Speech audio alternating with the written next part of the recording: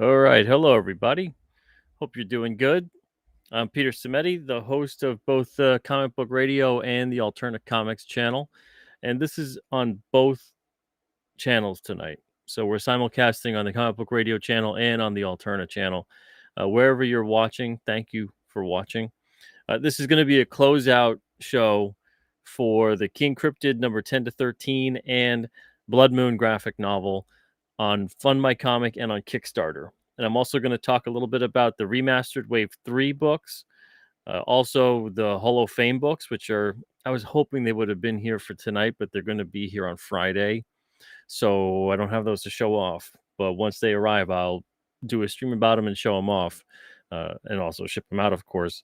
I was hoping I would have had those tonight. I don't have those, but I'll just talk about those for a little bit later on.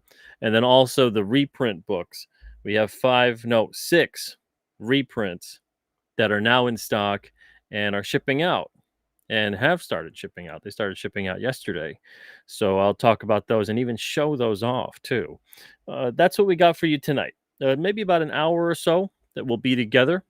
And again, wherever you're watching, thank you for watching. Hope you guys are doing okay. Let's see, we got the chats a little bit quiet tonight. That's all right. Again, we're on both channels. So wherever you're commenting, feel free to chime in. And I also got a couple questions for you guys as well in terms of the crowdfunding platforms that you like to support. If you do like to support them, if you have a preference on crowdfunding platform, the ones that I've used, it's predominantly been Indiegogo, but I'm trying these second chance kind of campaigns on Kickstarter and FundMyComic to varying results. But I do appreciate all the people that support on those platforms. Sometimes they're new people, completely new people who haven't purchased anything from the Alterna site and don't back on Indiegogo. And that's kind of the point of putting these campaigns on there. So I'm going to take a look real quick here at the campaigns and what we got. Let's see. All right. So this is what the Kickstarter is at right now. It's at 19 backers with 721 raised. This again is a second chance campaign, just another opportunity to grab either of these offerings if you haven't done so already through either the Alterna site or through Indiegogo. Both of them are in production right now. They're being worked on, they're being created, all of that good stuff. And King Cryptid number 10 to 13 currently is in demand on Indiegogo.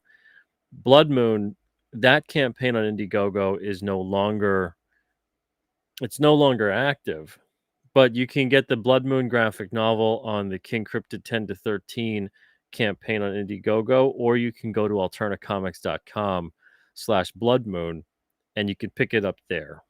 Same thing with King Cryptid 10 to 13. It's also on alternacomics.com/King Cryptid.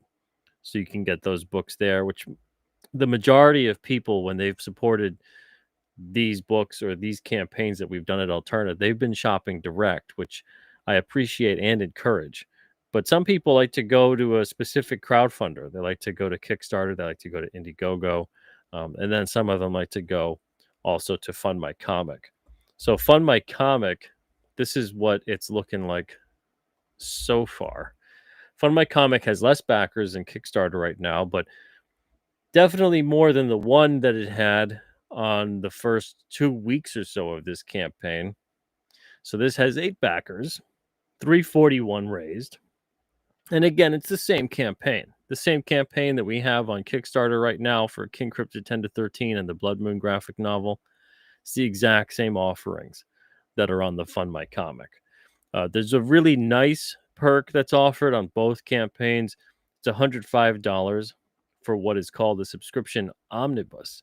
And that gets you the entirety of both the King Cryptid and Blood Realm series to date, as well as the Blood Moon graphic novel.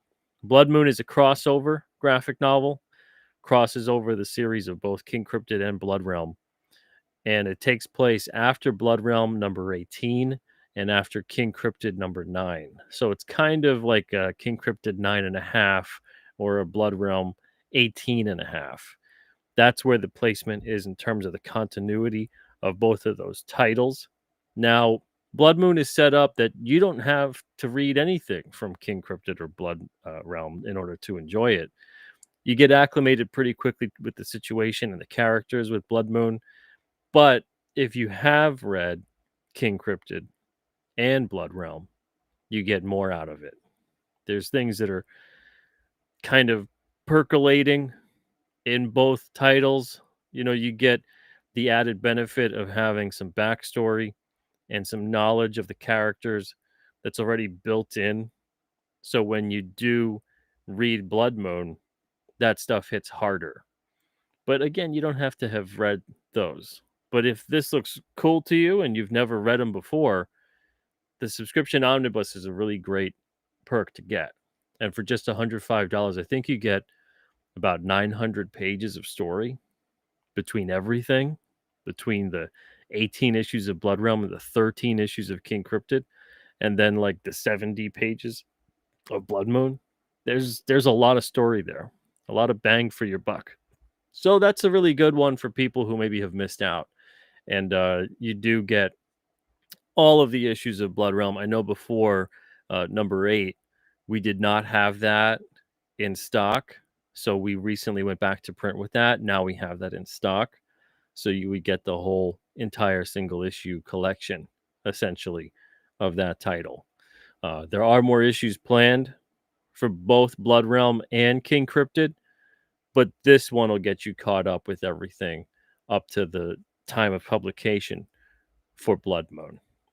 But again, this is FundMyComic we're taking a look at here. There's preview pages for King Cryptid 10 to 13. I did a second chance campaign a while ago with King Cryptid 1 to 9 on both Kickstarter and FundMyComic. Again, varying results on there. I don't really know what to expect with these kinds of campaigns when they're taking place on another platform well after the initial campaign has occurred. And it did fine as far as I was concerned. This has also done fine. It's just another chance to offer it to people who maybe prefer to just maybe shop somewhere else. That's really all this is. And I only really do this because I get more than a handful of people that request for this kind of stuff to go on these platforms. If nobody requested it, I honestly wouldn't put them up on here. So when people request it, if I get enough that I feel like, okay, that's worth it, then I'll spend the time and put that up. But otherwise, there's tons of crowdfunding platforms if you have checked it out. And some of them, maybe not as popular as others, maybe not as easy to work a campaign on as others. But the most popular ones for comics right now tend to be these three, which is Indiegogo, Kickstarter, and FundMyComic. And of course, when it comes to our own stuff at alternacomics.com tends to be the runaway winner, where people want to just shop direct. And I do encourage that. I recommend that strongly because of the fact that you also get, when you sign up anyway to become a free site member, you get points that accrue every time you make a purchase. And you can then cash in those points for discounts. And those points add up kind of fast. Just for signing up, you get 100 points. And you can just immediately turn that in for a 10% off coupon across anything you want, the entire order that you place. So that's a really good reason to shop direct. You get more for spending directly with us. But then there's also a ton of things you can get on the site that you can't get on these crowdfunders. So let's say you do want to back King Cryptid 10 to 13. Let me just show you actually right now, just in case people have really never ran through the Alterna site. So we got all kinds of different things. You can do pre-orders, there's new releases, there's comics, there's graphic novels, there's digital books, all that stuff, trading cards, merch. So let's say you wanted to get the Blood Moon graphic novel. All right, so you can do that. You can add it to your cart. And then I'm not going to add it to the cart here, but you can go through the single issues we have. You can add whatever you want. The pre-orders, if you do pre-order with an in-stock item, everything's going to ship once the pre-order arrives, unless you do separate shipping. You can do separate shipping. That's an option on our site too. So you basically pay double the amount of shipping, and whatever's in stock now ships, and whatever's in stock later through the pre-order, that ships then when it comes out. But you don't have to do that. If you're patient, you don't care if it takes, sometimes a year or whatever it is. You don't care about waiting for the order. That's fine. You can just do everything so it ships all at once. But you can comb through the entire site, and there's all kinds of different comics. A lot of stuff that's in stock, a lot of stuff that honestly would never be on a crowdfunder because we have a lot of different titles, a lot of different issues here. So that's kind of also a great benefit of shopping directly on the Alterna site is you really get to have your pick of what you want. It's a one-stop shop. Even if you want to get merch, you could pick up shirts, you could pick up a hoodie, you could get trading cards, you could get stickers, whatever. We got a ton of stuff on here. So you don't have to kind of go to a crowdfunder, just get one thing. And we always have anything that's offered on a crowdfunder, we mirror it and we offer it on the Alterna site, sometimes specifically as a campaign in and of itself. But you can do that and you can just pick up whatever you want right from the site. So, I mean, you get points, you can get discounts and secret sales and all these other kinds of things, even if you sign up for our newsletter. So if you sign up, oh boy, there's a lot of cards there. It keeps on loading up. So if you go to the bottom of the page on the home page, if you sign up for the newsletter, you get 10 free digital comics, but you also get a coupon code to save 10% off your first order. And that's kind of just like, between us sort of a thing or whatever. So you get 10 free digital comics. So you can instantly already get something going. This is a promotion we started maybe about a month or so ago. It's just number one issues of a bunch of different titles. And then you get that 10% off coupon. And again, you can use these coupons pretty much off of your entire order for whatever you want. You could literally order the entire site. And when you've got a discount code that you've traded in, so let's say you got a reward for that, you can get all the way up to a 40% off discount, which is close to like a retailer discount, to be honest. You can use that off of the entire site. Everything you want in one order, you can get 40% off. And all you got to do is sign up, and it's free. Now, if you wanted to become like an Alterna All-Star, that's when you get like an extra level of bonus stuff. That's $9 a month or $96 a year. If you do the year plan, the annual plan, you save $12 instead of doing the monthly. So if you think you're going to be around for a year with us, I really recommend signing up instead with the annual. You'll save $12. But you get an unlimited free shipping promo code, and you can only use one promo code at a time, but you can order whatever you want. You can get free shipping on that every time you order it. You get an unlimited free digital comics promo code as well. So you can order every single digital comic we have, which is like, I think close to 100 at this point, and get them all for free. And you can cancel anytime. So you can just even sign up for a month, $9, and get every digital comic we offer, and then cancel the plan. I'm not saying you should do that. I'm not suggesting that you should do that, but you can do that. You're not locked in. And then you get a bonus comic with every comic order.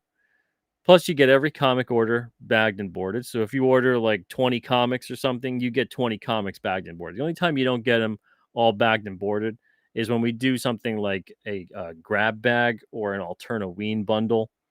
Those are like, you get a bunch of discounted comics.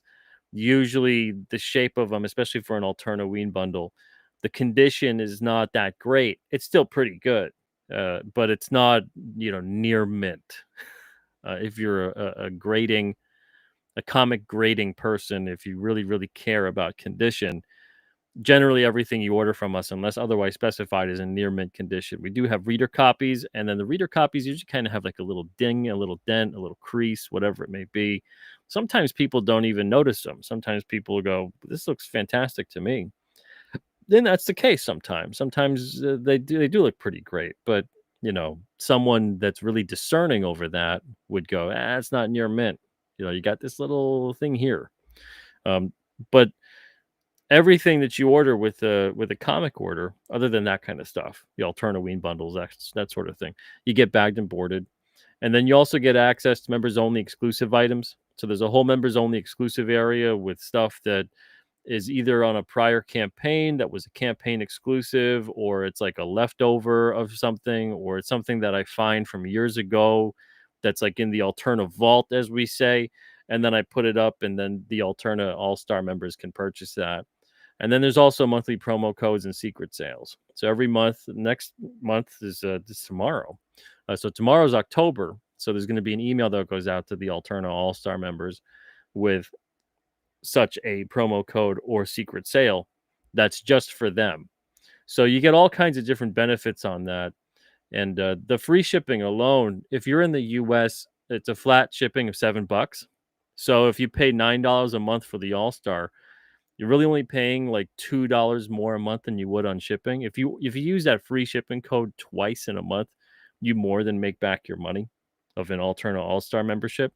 And again, if you use that code to get all those digital comics, if digital comics are your thing, sign up and get those, and you can get them going and download every single one that you want. But there's all kinds of reasons to shop on the Alterna site. And again, though, I'm not necessarily trying to twist anyone's arm about it, but I am trying to let you guys know the best way that you can get the most for your money if you're going to shop with us anyway. So tonight, specifically, we're really talking about the closeout of the Kickstarter and the FundMyComic campaign for King Cryptid number 10 to 13 and the Blood Moon graphic novel. So right now on Kickstarter, we're at 721 with 19 backers, 2 hours to go. I'm not going to be doing this for the entire 2 hours. I'll probably just be on for an hour or so. And we got 9 backers now. So we picked up 1 backer on the FundMyComic. So thank you so much for that. Whoever that was, if you were in the room, if you're not, either way, thank you. And we're at 373 for FundMyComic. All right. So let me put that away for just a second. And let's see what we got going on in the chat. We got Matthew here. What's up, Matthew? Hope you're doing well. Bretsky the Great is here too. How's it going, Bretsky? What's up, my friend? Alpha Red says, what's up, Pete? What's up, all? Let's see. Matthew is asking, let's see, says, how does one get an interview here? I would suggest go to on the Alterna channel, we don't do interviews with non-Alterna creators, but on the Comic Book Radio channel, which is my personal channel, this is also simulcasting on, you can go to the post section, and I really recommend, there's a post there. I've been meaning to turn that into a video about people who ask about being interviewed. I don't think most people are aware when it comes to being interviewed, what that would entail. I don't think most people are aware of having a 1 hour conversation with a stranger, which is essentially what that would be if I don't know you. That you got to really be able to talk, able to carry the conversation. And it's largely not going to be about promoting your book. I know a lot of people, they want to just be on to only promote their book, but that's usually not the majority of the conversation when I do an interview on Comic Book Radio. So read through the post, or maybe I can read through it for you here in just a little bit after I've said hello to everybody. I don't mind doing that. But it's important to be well-versed in what to expect, and to also understand that the best strategy to promote your book, the best strategy to get the word out there, or to even like get an interview on a show or whatever it may be, because not everyone's going to do that. I've seen you now about 3 or 4 times pop in the chat wanting to be interviewed. You gotta give and not just take. And what I mean by that is that it's tough to get to know you and your book, or what you're going to want to talk about on a 1 hour interview with me, a perfect stranger, if you don't really communicate anything more than just, can I get interviewed? Can I get interviewed? Can I get interviewed? I don't suggest doing that. What I suggest doing is, if you watch a channel and you're actually into the channel, Leave comments on the videos.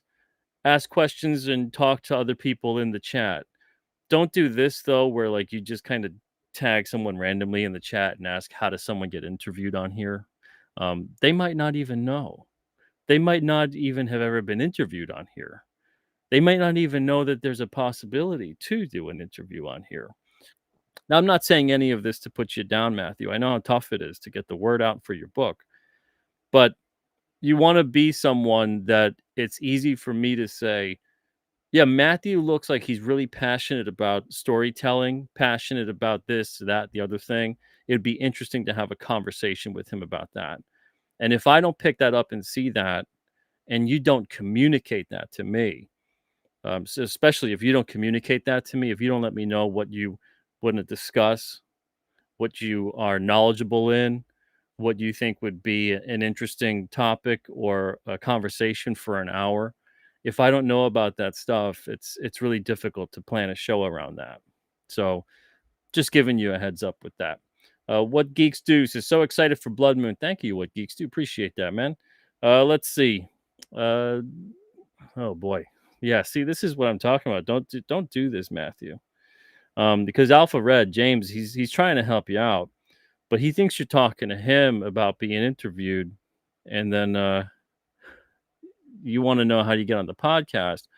And then Alpha says, just ask Peter, it's his channel. And then Matthew goes, I asked him on Instagram and no response. I mean, I got to tell you, Matthew, I'm a busy dude. Alpha Red says, Pete's having folks on discussing their random expertise and talking comics secondarily just to keep things interesting. I appreciate that. Thank you, James, for being so concise and helpful in the chat. Comics for Life says, hey, Pete in chat. What's up, Comics for Life? Jefferson Roswell says, the sketch cards look great, Pete. Thank you, Jefferson. I'm going to show those off, too, in a second, actually. I've done a bunch for the newsprint campaign. I think it's like around 30, maybe a little more, something like that. It's a lot. So none of them are done yet, but they're all sketched out. I like to do everything in kind of an assembly line phase of like all the pencils, then go with the inks, and then whoever ordered color, I'll color them. So I've got all the pencils done at this point, and that's kind of the way it's moving so far, but I could show those off. Let's see. Bill Mouse is out here doing the Lord's work. Excellent, my friend. Thank you, Bill. Appreciate that, buddy. And Bill is the artist on King Cryptid number 12. So he's going to be doing that Revenge of Krampus issue. So that should be a lot of fun. And let's see. Alpha says, what's up, Comics for Life? And Matthews apologizing. Don't worry about it, Matthew. I'm gonna let you know because I think you're very new to this. And so I would also suggest when you're very new to the comics interview game, and I don't want to assume, but I'm gonna say that you are because you're acting very new to this, and that's fine. We're all new at this at one point or another, but you really want to try to start your own channel first, and you don't have to have interviews on there. I really suggest you don't.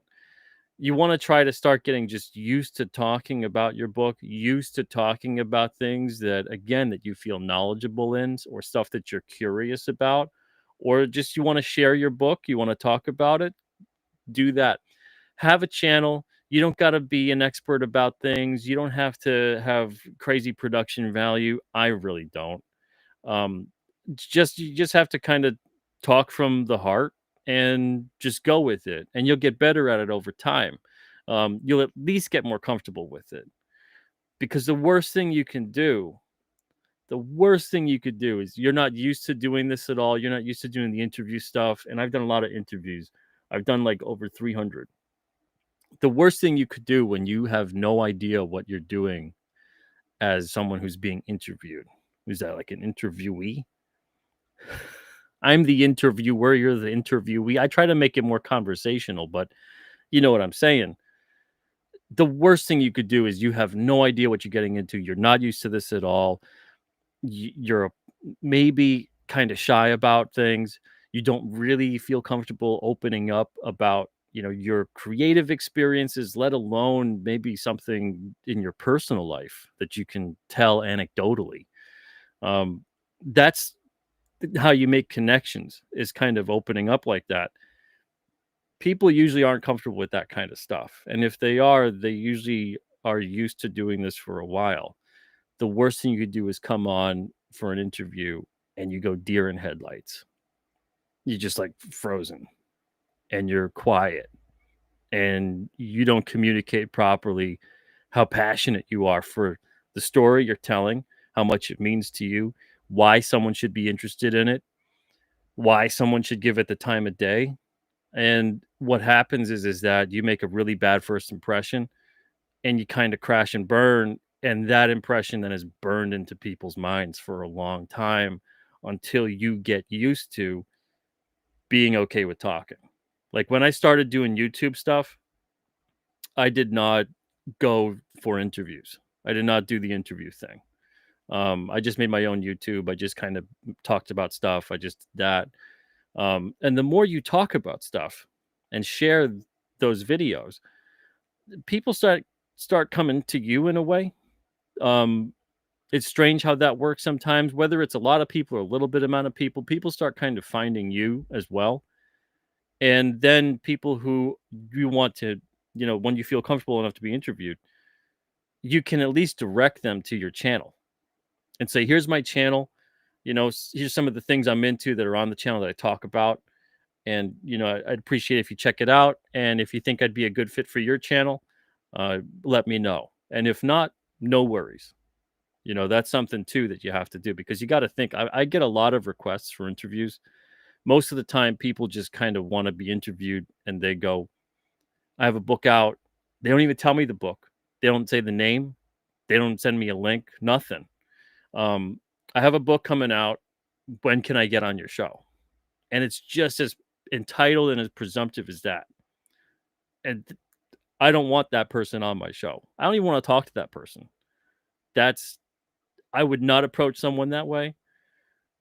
That's like the equivalent of you just meet someone for the first time and say, "Hey, can I come over for dinner?" Like, think about how weird that would be, right? You just meet someone out of nowhere and you go, "Yeah, can I come over to your house? I just hang out. Just want to hang out for like an hour or two. Is that okay?" That's really strange. And it's the same thing. Like when I'm having a conversation or an interview, it's like I'm sitting down with somebody. This is how I view it. Maybe other people view it differently. I'm sitting down with somebody to have a conversation for an amount of time, 1 to 2 hours. And we're kind of inviting other people to say, "Hey, come hang out with us too." And that's what that is. So if you come along and you go, "Yeah, can I just do this and just have your audience and sell them and you sell them my thing?" I don't feel comfortable with that. I don't like telling people buy this, buy that when I personally don't know what it is, or sometimes I wouldn't even want to give that recommendation. And then on top of it, I don't really even know who you are. So it's a whole process of there's a lot of different things to consider about it. But I really would suggest have your own channel, talk about stuff, talk about your book, get used to that. And then when you feel comfortable enough, and you'll know, then maybe I suggest start asking other channels for interviews. And then you could direct them to where to go to check you out. But until that point in time, I really would suggest pump the brakes on because you're probably if you're doing this with me, you're probably doing with a lot of other channels too, I'm guessing. And I don't know if you're making headway or not. Some of them are going to be more lenient than I am. I'm pretty strict when it comes to this stuff. So yeah, that's my best advice for you. And for anybody else, to be perfectly honest, I give everybody else the same spiel. It's nothing personal. All right, let's see. What's up, Reverend Saber? Good to see you. How you doing? All right. Okay, so let's get back here. I want to show you guys not just the campaign. I want to go back to the alternate channel, not the alternate channel, the alternate site for just a second. Because we got the remastered Wave 3 books. And I know every time I always think I talk about this stuff ad nauseum. And every time there's always someone that goes, "Oh, I missed out." And I know they legitimately feel bad about missing out during like the pre-order phase because then when we have them in stock again to order, they go and order them. But I don't want anybody to miss out. So I'm going to say it again because there's only 16 more days left. This ends on October 15th. Wave 3 of the remastered books. Wave 2 is at the printer right now. I should have those probably around when this ends. Wave 2 is currently printing. Wave 3 is up for pre-order. Wave 3 has the third issue of a bunch of different titles.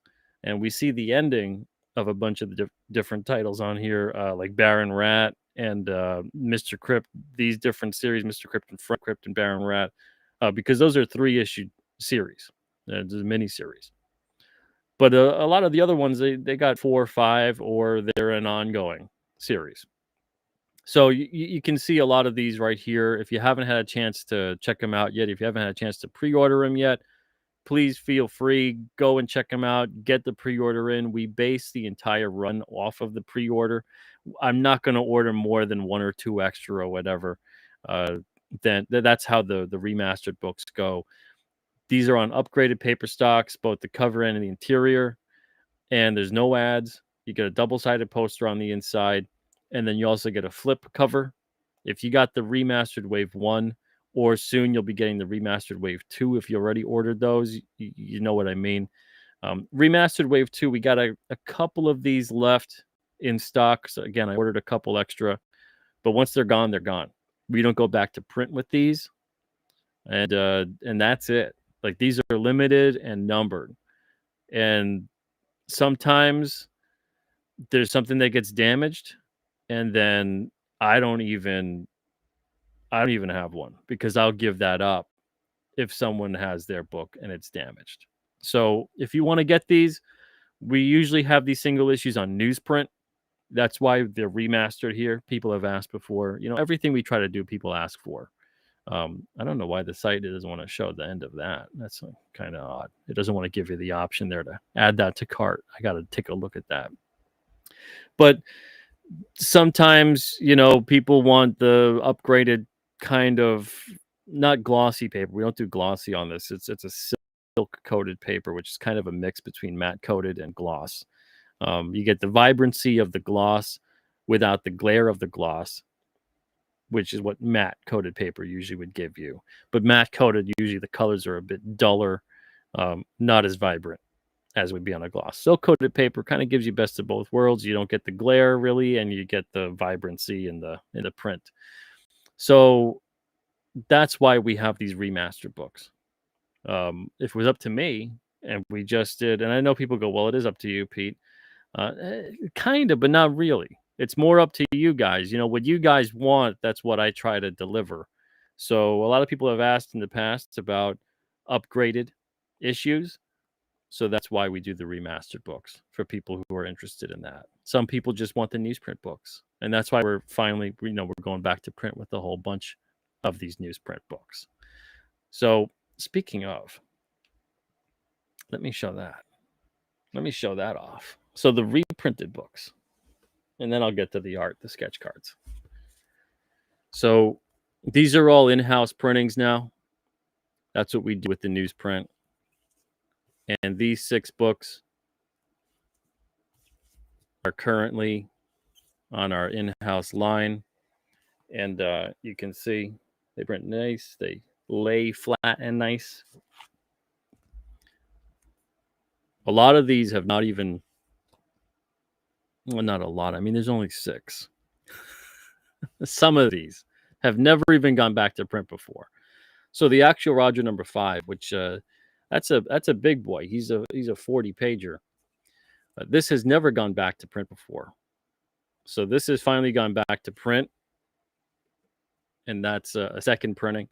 Trespasser number 4. This is a third printing, and you can see here now in the barcode. In the corner box area, we put the printing along with when it came out and how much it is. So Trespasser, that's a third printing. The Swan King one shot, that's a second printing. Tinseltown Losing the Light number 1, which is Tinseltown volume 2. That's a second printing. The Chair number 4, that's a fourth printing. So this has already gone back to print 3 other times. And Blood Realm number 8, this is a second printing. So just to show you guys, a couple pages or whatever of how these look, how these came out. So that's the Blood Realm book. I don't want to show off too much. And then on the chair, this is a black and white book.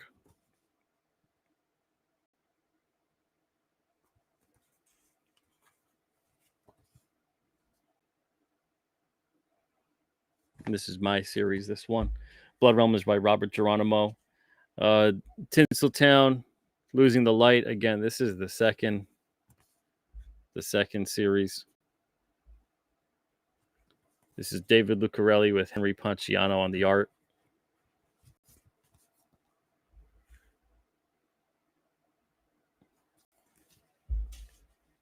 And then we got Swan King, which is by Tyler Wentland. It's a black and white book. This is the first appearance of the Swan King. Some people might know the Swan King from Red Koi. Red Koi later on, of course, featuring the Swan King as a side character. And then we got Trespasser by Justin M. Ryan and Christian Rossi. Christian Rossi on art.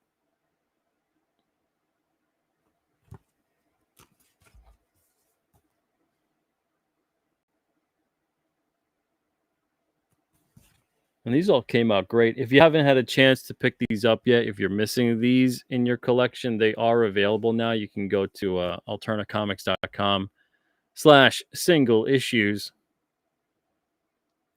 And that'll take you to all the single issues we have, including these reprints.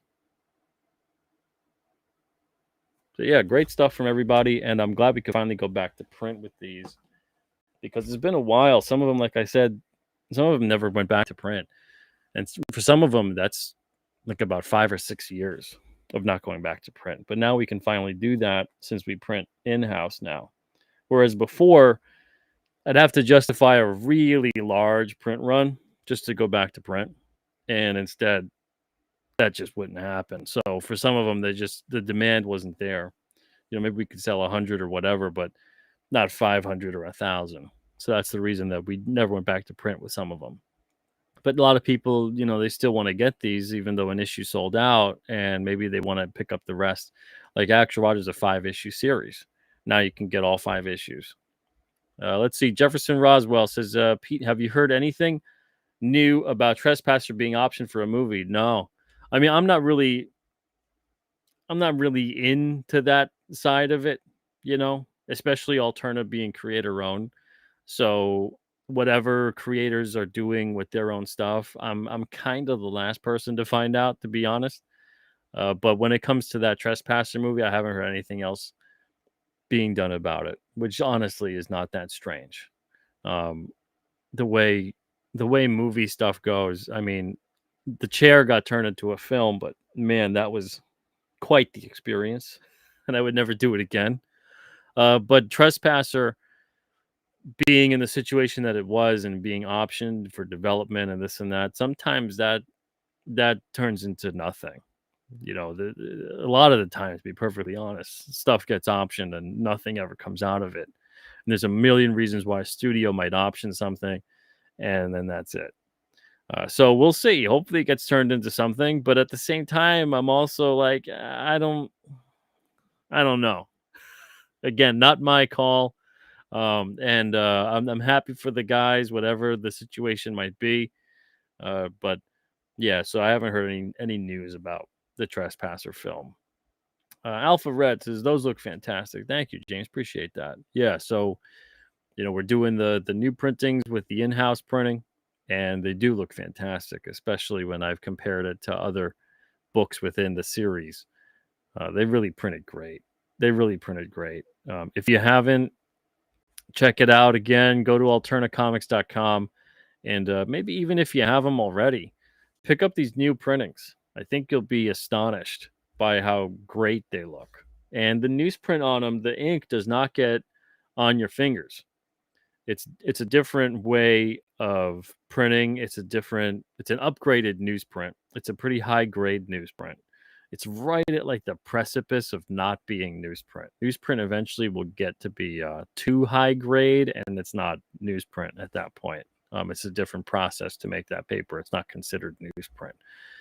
But this, it's kind of like for those that have been reading comics for a while, it's kind of like early Valiant, Dark Horse, First Comics, a little bit like a little bit Baxter papery. You mix all of four of those up, and you kind of get what ours is. So it's kind of that a little bit brighter, whiter, high grade kind of paper where you go, is this newsprint? Is this not newsprint? Like I said, it's right there. It's right there from not really being considered a newsprint. We do have the ability to print on like a low grade newsprint, which is more similar, almost dead on to what the books were being printed on before we did in-house printing. I'm still mulling over whether I should even offer that as an option. The only reason that I say I might not, and if I did offer it as an option, it might be a little more expensive, to be honest, is because it's way more of a pain in the butt. It's way more time consuming in terms of when it gets printed. You really got to babysit the print job. You can't just kind of print it, set it, and forget it. What happens is as it prints out, when it's on a really thin newsprint, depending on the coverage of ink, it'll start to bunch up and curl as the printer kind of shoots the paper out. So it could become a real nightmare because if you walk away for 10 minutes, let's say, you can come back to like 30 pages that it just looks like an accordion. And that's a bit much. But if you sit there and you keep an eye on the job the whole time, it limits what you could do other than just kind of sitting and watching the printer print. And that's what would be more time consuming and intensive, is you got to really babysit the print job then. So, I'm mulling it over. I really love the way the high grade newsprint looks. I like it better than what the lower grade newsprint looks. The lower grade does have, it's more of that, it's closer to that newsprint smell and that kind of grayish warm tone that's on low grade newsprint. So I might consider that, but again, I got to really run the numbers and I got to see how the printing goes, because there's a lot of things to really think about when it comes to running a job on that. But either way, I really love the way the high grade newsprint looks, and it's coming out awesome. So hopefully you guys enjoy it. If you got the Blood Realm 15 to 18 books, you know what I'm talking about. That's printed on the high grade newsprint. Let's see.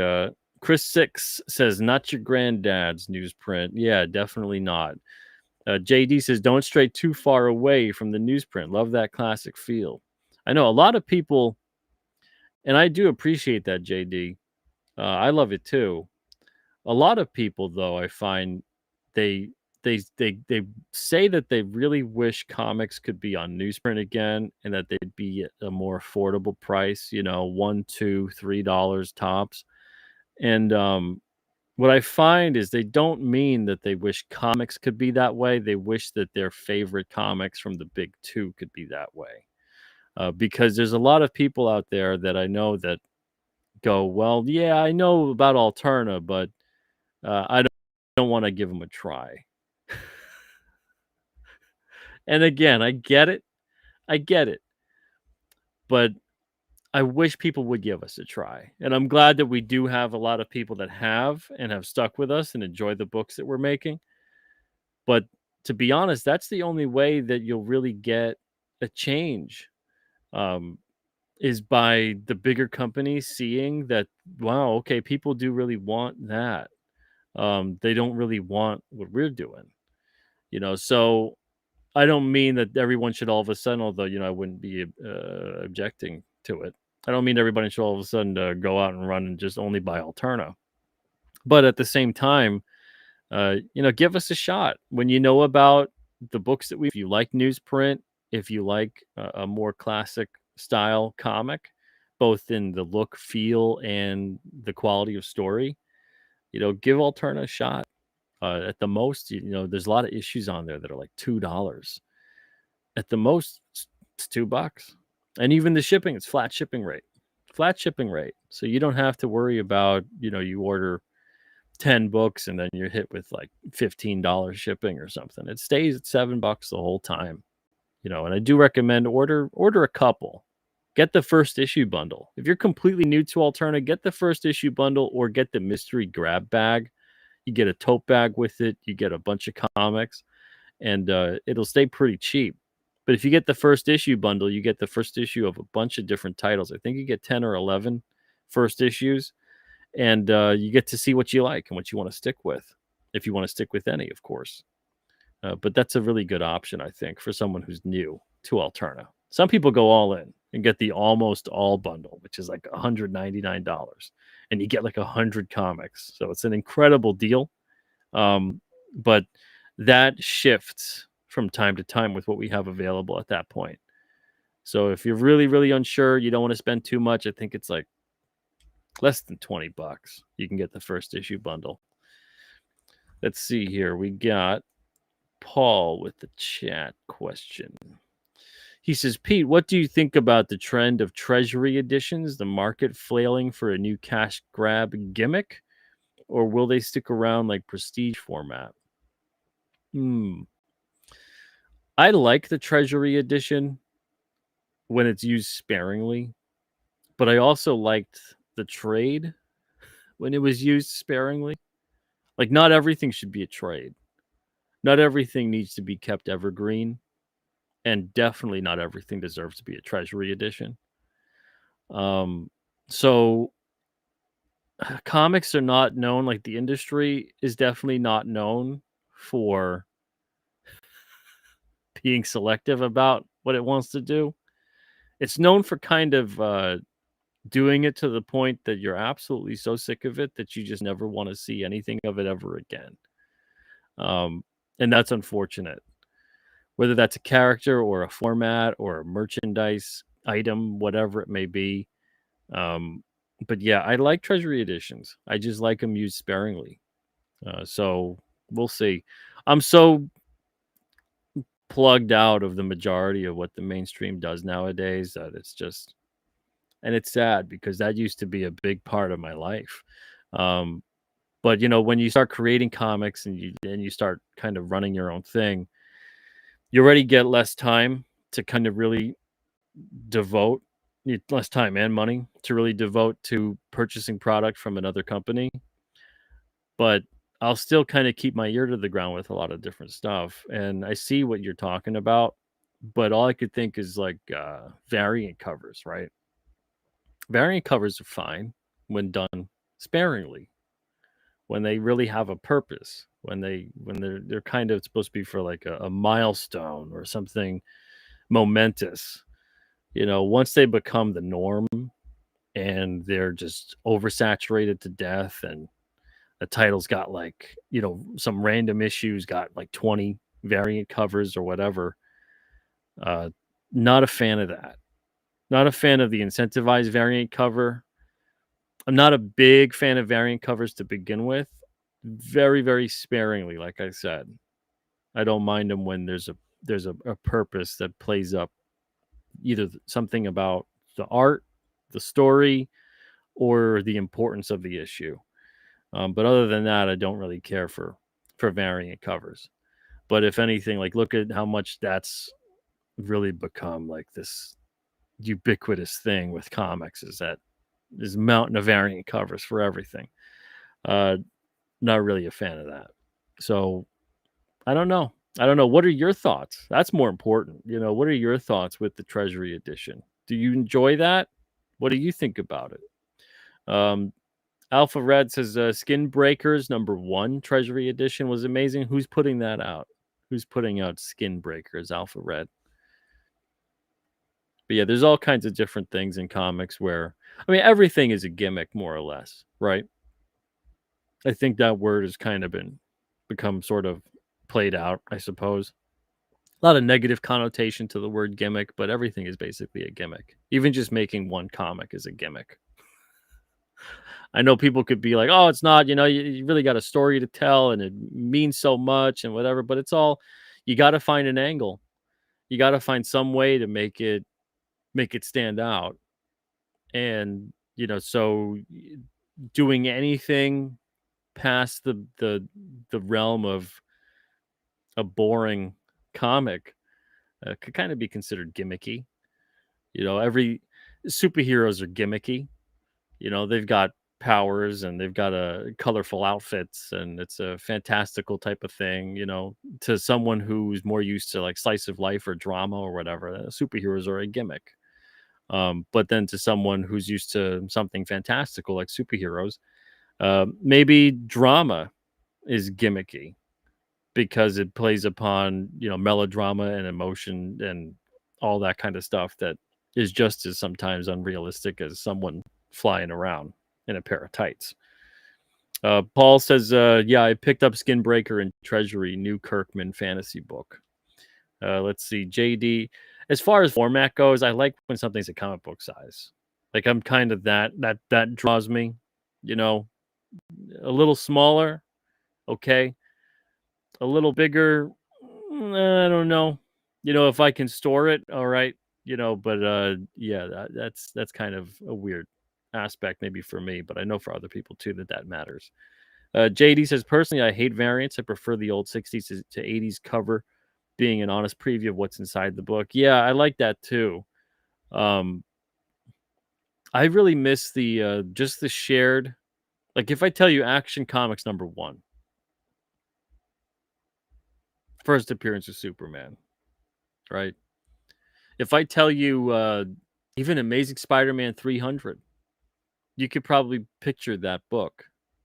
If I tell you Teenage Mutant Ninja Turtles #1, you know, like the very first appearance of them. Like you could really be like, wow, okay, yeah, I could picture that. Everyone could picture that cover at the same time. Um, Once you start throwing like variants and stuff into the mix, like I think the biggest variant cover thing that I make an exception for was maybe that X-Men Jim Lee 4 cover, technically 5 cover variant, but at least like they all formed an image. And then that fifth book was kind of a special edition that combined everything and it was upgraded paper and all that kind of stuff. But it's just you still got to say, okay, well, for that, what do you like? Did you like that Wolverine Cyclops cover? Did you like the Magneto one? You know, but I miss that if you could just say an issue and everyone really could just reference the cover instead of it being like, well, the variant of this or the variant, and then it can get out of control with variants. It really can. I think it's been an overall bad negative thing for the comic industry, to be perfectly honest. Um, I think it's taken a lot out of just the story mattering. It's kind of just turned into, well, put the cover on whatever, and whatever that cover is, that's going to sell that book. And that's true in some respect, but it's unfortunate because it just means, well, you could have just put that cover on anything. You don't even need to print the book on the inside. That's not why anyone's really buying it. So I don't know. It's kind of sad. I get it, and I get that people are a fan of it. Uh, but I'm just not. I'm just not, and it's really difficult for me to say I'm a fan of it. Jefferson says, I definitely don't like the newest blind bag comics. It brings the gambling dynamics to comics above and beyond the speculators in general.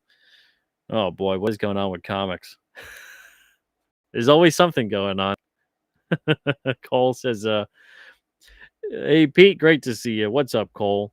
The thing that I would love to see comics do if they want to get quote unquote gimmicky, um, try getting them back into places where people shop again, you know. And if the bigger companies aren't gonna, it's gonna be so much harder for everybody else. Like when we were doing newsprint, I mean, well, yeah, newsprint, but on newsstands. it was really difficult to get some retailers on board with comics because a couple of them would flat out even say that they had bad experiences because they still remember when comics left practically overnight, and they didn't really want to put them on the shelf because they're inconsistent and they don't have any kind of sales metric to really look at. I think the only ones that ever stayed consistent and true were maybe Archie comics. There's still Archies in grocery stores. So that's the part that's tough, is that I feel like the bigger comic companies have been always kind of looking for a way to reach a wider or a different audience. Hopefully just a wider audience, but sometimes it feels like they just want a different audience. And they want to abandon the previous audience sometime. But I think that a big reason is because comics have largely disappeared from where everyone used to see them. They became this specialty item, which is unfortunate.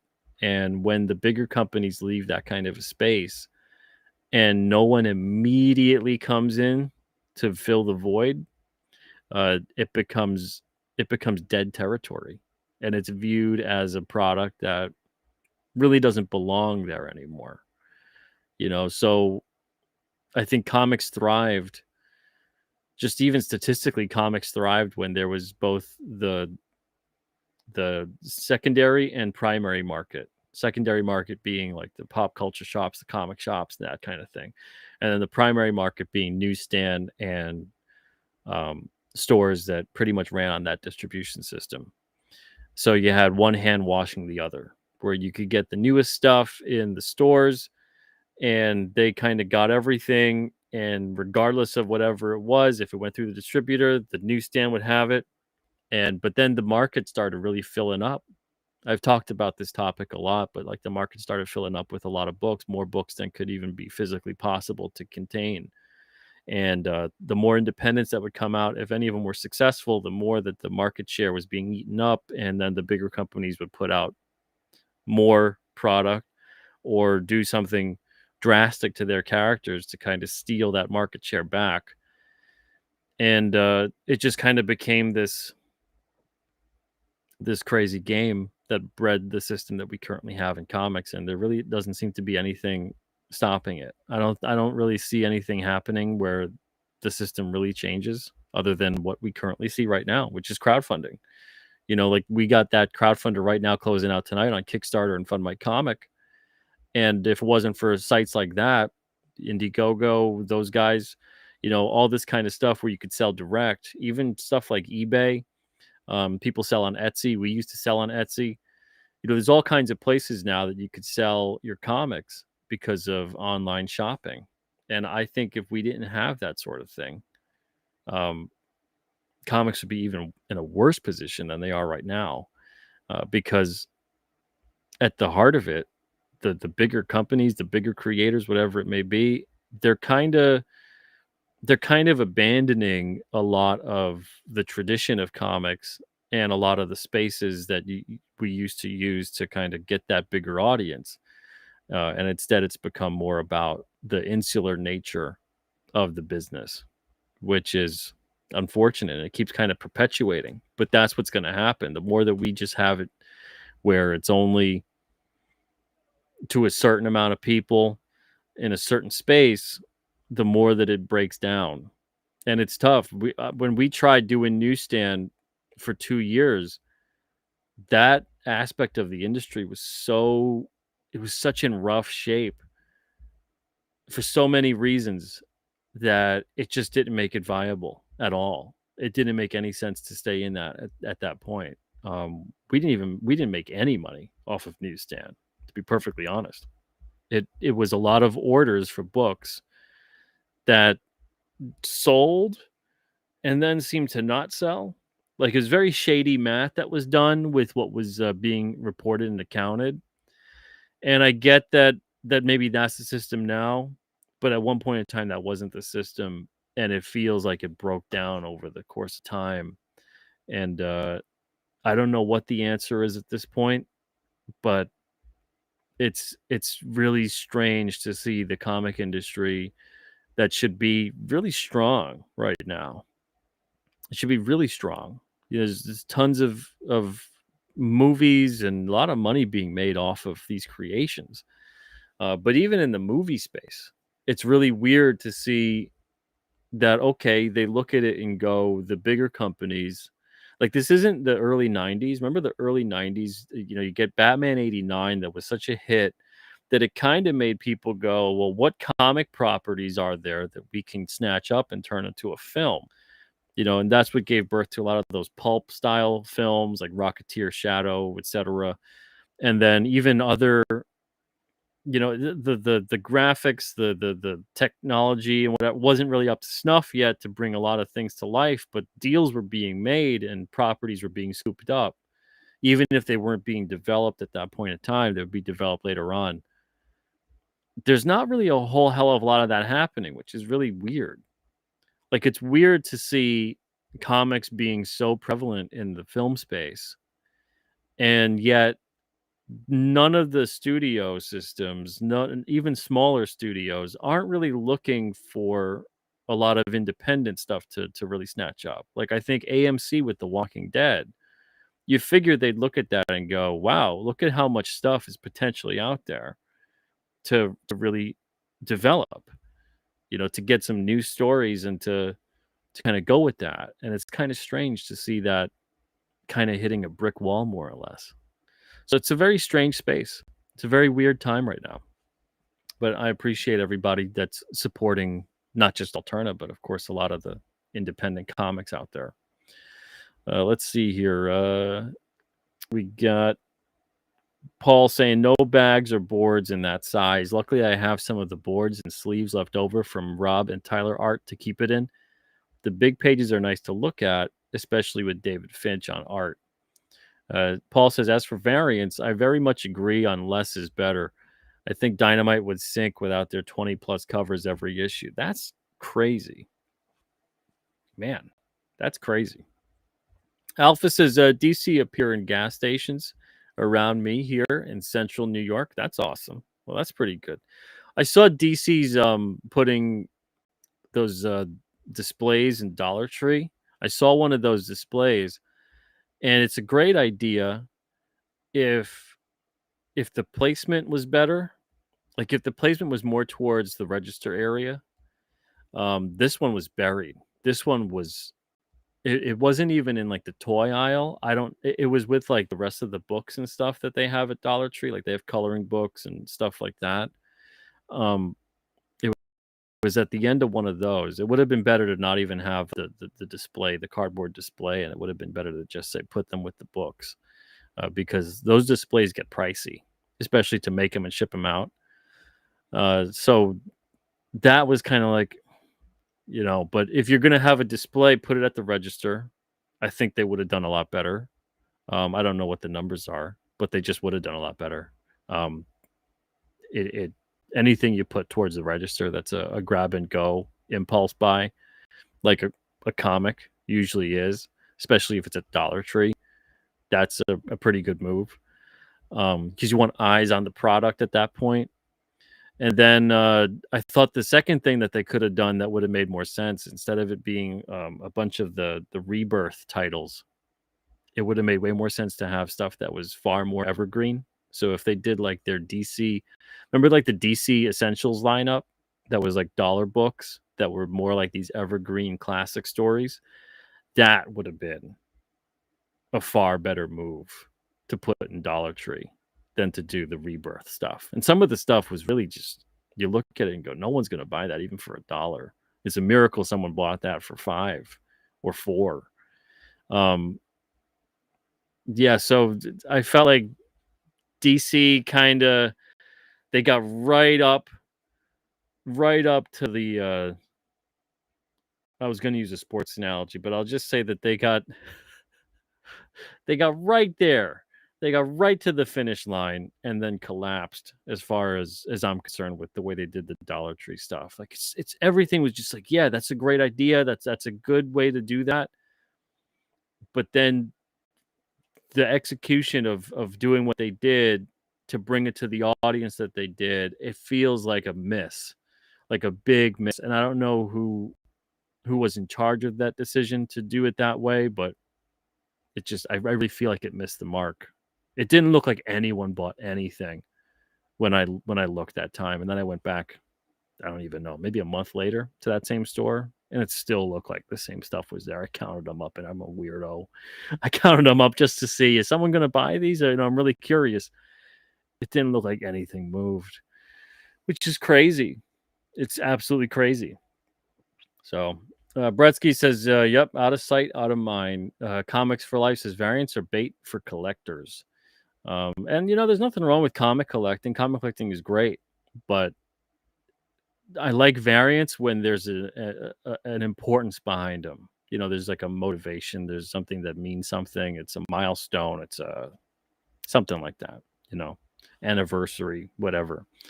Alpha says they're selling manga-sized TPB of popular DC comics. Yeah, I've seen that too. People say that that's doing pretty well.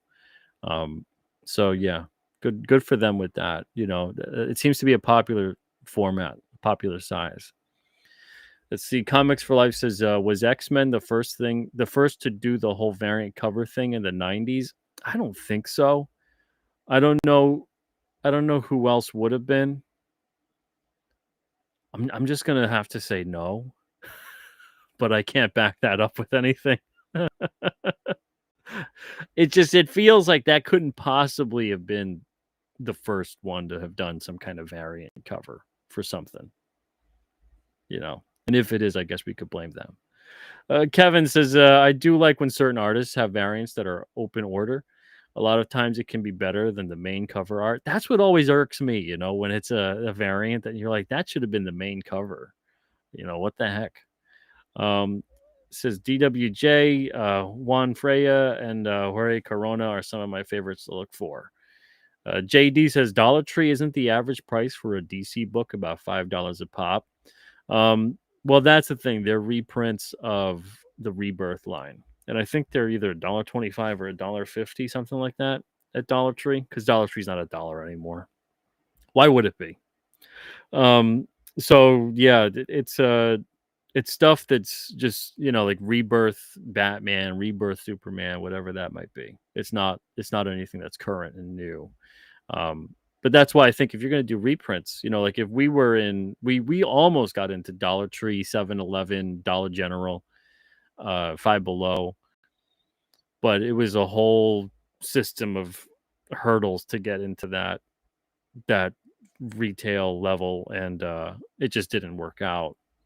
And that would have been something. We had a line at the time called ICYMI, which is basically if you missed it in the comic shop, it was making an appearance again on newsstand. But we also had newsstand books that were running concurrently to the comic shop one, but just in the newsstand 2 months after it was.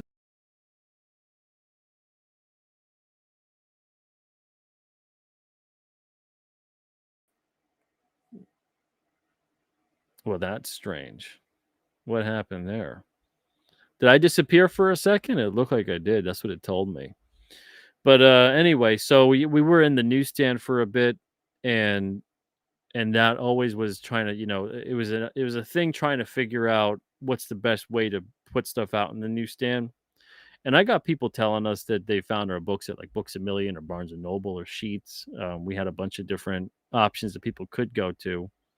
There was a news agents in like Europe, and we had, I think, one in Australia. But it's a really complicated system of full returnability and no accountability. And there were times when numbers were coming in that we were getting back like a negative amount being returned. So if we sent like 2,000 out on some of the reports after about a year, you'd see the returns would add up to like 2020, 2015. It'd make no sense. It would make no sense. So I get why newsstand is kind of avoided at this point, but where the bigger publishers are being connected to like book distributors like Random House and things like that, there's got to be a way they could figure out how to do some kind of periodical out of it, even if it was just like the top 5 titles, put them back on the newsstand. Essentially, you don't got to do the whole line. That'd be crazy.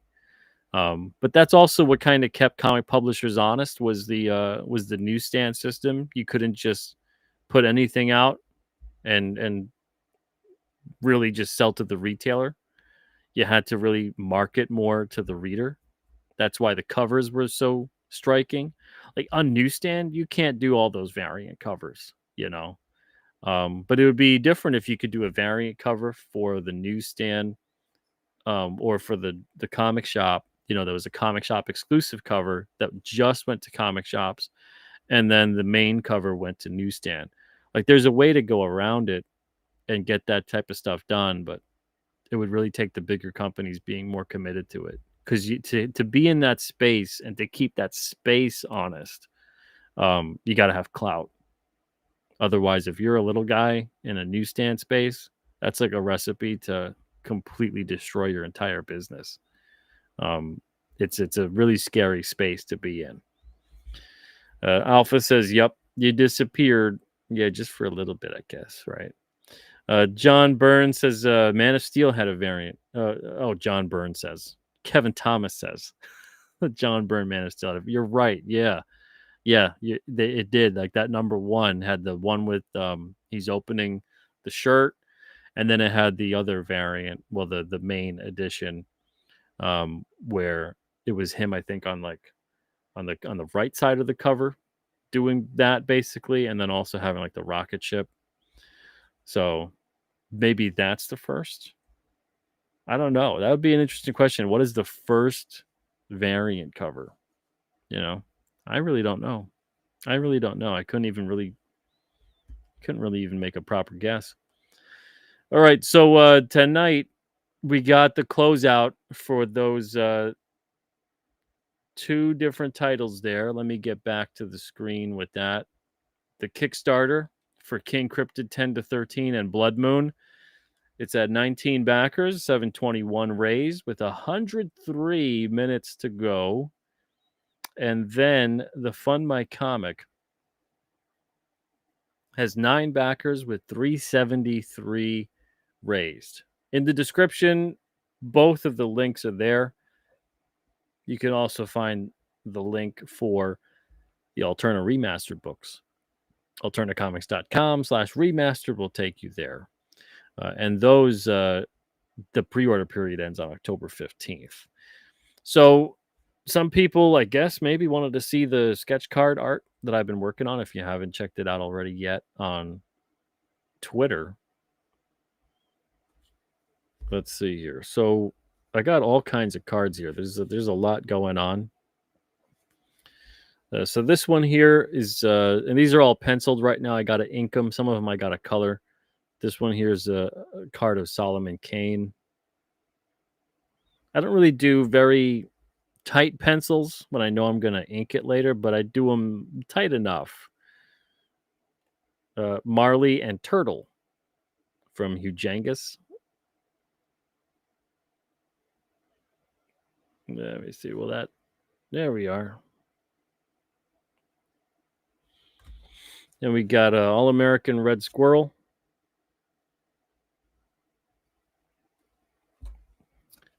Card of King Cryptid.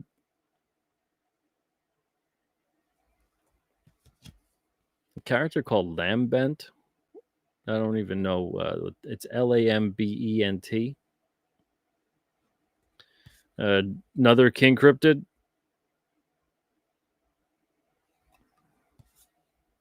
Hellboy.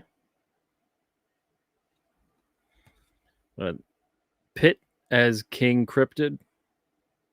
So it's kind of like a Pit and King Cryptid hybrid of sorts. Another King Cryptid. King Cryptid was probably the most popular request on the campaign, but I kind of expected that, where he's my character. Sewer Urchin from the Tick. This is Cassandra Cain, Batgirl. Someone wanted pancakes. Just a stack of pancakes. Ghost Rider. Moon Knight, Spock, Nightcrawler,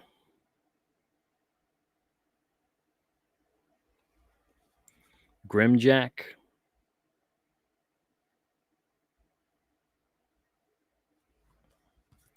another King Cryptid, Selena Kyle from Batman the Animated Series, Catwoman from Batman the Animated Series, The Invisible Man, Universal Monsters series, Penguin, Burgess Meredith Penguin, Colin Farrell is Penguin, who just looks like Alfred Molina had a kid with James Gandolfini. I don't know why they didn't get Alfred Molina or someone else to be him, but hey, whatever. Ash from Army of Darkness.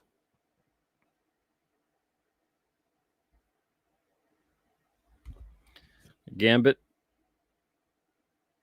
Like I said, I did a lot of these, like 30 of them. Gene Starwind. I think it's Outlaw Star is the anime. Wolfman.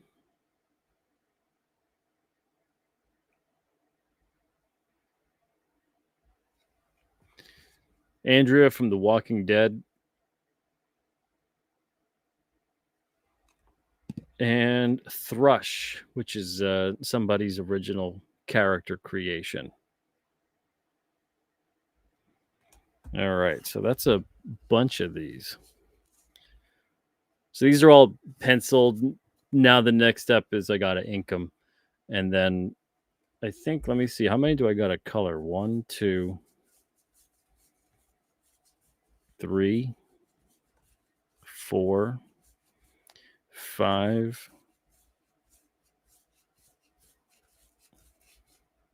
6, 7. 7 of these have to get colored. So they all got to get inked and 7 of them got to get colored. But I should be able to ink most, if not all of them this week. And then whatever has to get colored, I could probably finish that up by like mid next week. Speaking of mid next week, on the 8th, October 8th, campaign for It Came Out on a Wednesday, number 22 and 23 will go live. You can pick up these issues on the Alterna site, Indiegogo, FundMyComic, and Kickstarter.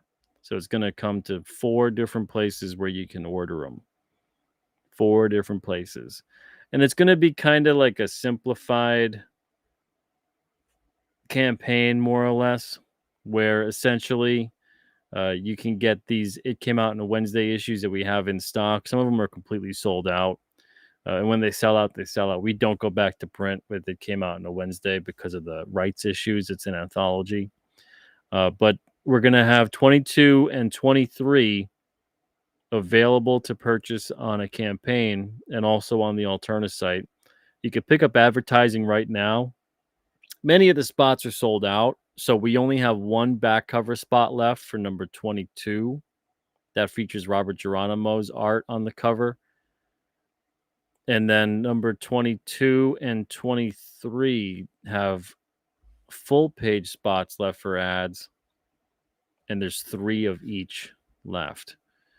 All the other ad spots are sold out. So if you were interested in getting advertising for your comic or whatever, your store, your business, your channel, whatever it may be, you can order that on alternacomics.com/advertising. The thing is, we need that ad November 1st because we're going to be shipping these out just weeks later. Very fast turnaround time on these issues. And then also on that campaign, we're going to have the option to order the reprints that I just showed you earlier tonight, those 6 books. Those are also going to be available to purchase along with bundles of the issues. And what I mean by bundles is like Actual Rider 1 to 5, Blood Realm 1 to 18, The Chair 1 to 4, Trespasser 1 to 4, that kind of thing. Those are also going to be available to order on those crowdfunding platforms. And you can get them all right now if you wanted to on the Alterna site. But again, some people just, it always surprises me, but some people just shop on the crowdfunding platforms. They don't bother ever going to the Alterna site, and they just sticking to wherever they are with the crowdfunder, where it's Indiegogo or Kickstarter or FundMyComic. So we'll have it available, this campaign, on October 8th. Those 2 new issues, finally, for it came out on a Wednesday, along with those reprint books. And it'll be a very just book-centric campaign. We'll run that for like a month, and that'll be that. But that's about it for tonight. Hope you guys managed to back whatever you wanted to get. If you did back anything, really appreciate it. Again, we're closing out completely 100% on Kickstarter and FundMyComic. You cannot get the King Cryptid 10 to 13 or Blood Moon graphic novel after, I think, midnight. Not even. What is it, like 100? I think 100 minutes or whatever it was left. So once that occurs, that's it. You can only get on Indiegogo, or you can get on the Alterna site. But if you're someone who just wants to get something off of FundMyComic, or you just want to get it off of Kickstarter, make sure you get them real fast before time is up. But everything will still be available on the Alterna site, and we'll still have it there if you missed out. All right, that's about it. Thank you guys so much for being here with me tonight. I said we'd do an hour. We ended up doing an hour 20, but it is what it is.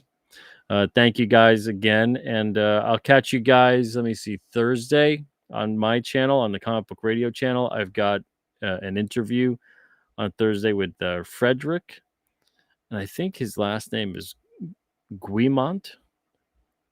Could be not that pronunciation. I could have screwed that up completely. But I'll be there with Fred on Thursday on the Comic Book Radio channel at 9 o'clock Eastern. Hope to see you guys there.